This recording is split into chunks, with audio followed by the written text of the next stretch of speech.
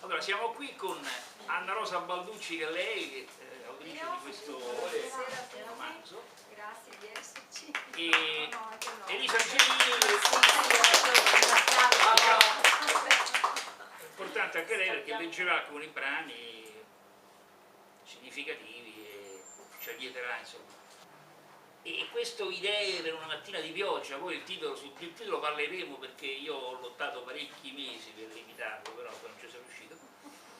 È uno di questi, perché è un libro pieno di fascino, pieno di sorprese letterarie, trovate narrative, insomma, poi se avete modo di leggere lo scoprirete. Insomma, torniamo al racconto di Anna Rosa. Un racconto, diciamo, che è abbastanza difficile catalogare, anzi diciamo che non è classificabile perché non appartiene di fatto a nessun genere, no? Forse il genere è un po' quello della memoria, ma non è comunque un romanzo di racconti, diciamo di ricordi, assolutamente. La memoria è solo un pretesto narrativo, una specie di escamotage per riempire, diciamo, queste mattine di pioggia, no? Diciamo, un po' questo. Ecco, tu come lo definiresti questo romanzo? Come si dice? È un romanzo difficile, è un romanzo difficile lo definirei, sì. È stata una prova molto difficile per me, una prova impegnativa perché dopo l'intuizione iniziale a cui mi sono accodata, perché a me succede che si accende una lampadina, una mattina di pioggia mi si è accesa una lampadina mentre andavo appunto a trovare i famosi parenti anziani che costituiscono una cornice, personaggi del testo, e questa lampadina mi ha condotto in questo rivolo di pensieri che si andavano aprendo e quindi lo definirei, per tornare a Fellini, come la somma di due film, un film a colori che riguarda il presente della protagonista, i guai che le succedono, quelle piacevolezze che attraversa con la vita, e a retro, dietro questo film a colori, c'è questo film in bianco e nero che è costituito dalla sua fantasia che, girovagando, va alla ricerca di memorie, nel tentativo di definire sé, la propria storia familiare e la propria, come dire, personale, fra virgolette, umiliazione, per cui nasce un po' da questo tema dell'umiliazione, no? Questo libro, c'è un momento in cui la protagonista è umiliata in ambito lavorativo, le accade qualcosa e c'è questo sentimento di umiliazione a cui lei deve far fronte andando a cercare nella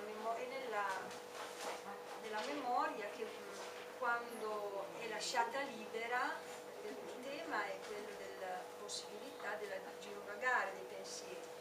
Da Idee per una mattina di pioggia, da Anna Rosa Balducci. Le foto aprono una fiumana di soluzioni, ognuna adatta a spiegare l'inquietudine di Marta, e forse in quelle figure un po' sbiadite può stare la ragione, una delle ragioni, della sua storia recente. A Marta piace comunque giocare con questo pensiero, con l'idea di aver trovato una soluzione al suo sentirsi errabonda. Le piace giocare con la carta della diversità e dare a questa carta un qualche nome. La storia viene avanti come in un libro di scuola. Marta cerca per alcuni giorni con avidità, va a consultare ricerche prestigiose, le più serie, come presa da una piccola febbre. È tutto nato in quella mattina di pioggia. Il passato si ripropone come visione e ritorna come possibilità. È sogno, costruzione artistica e sequenza di una lunga pellicola che le scorre davanti per essere narrata. È fantasia, e la fantasia è buona perché fugge dal regime del presente, dalla tenaglia delle presunte regole coercitive e vuote, dalla volontà di altri che si impongono perché sanno stare nelle divise di ordinanza. La fantasia galoppa lontano, gioca con la storia, si intreccia di ipotesi, si carica di possibilità. Il gioco si fa bello come la regia di un buon film da gustare di sera, in compagnia oppure in solitudine, circondati dalla complicità della casa. La casa è un punto dell'anima, un luogo di congiungimento del cuore con il cervello, il riparo, la dolcezza. Nell'antro grigio e male riscaldato, leggermente umido, con un sottile odore di muffa annidato in ogni angolo, si erano costruiti il loro sogno di casa.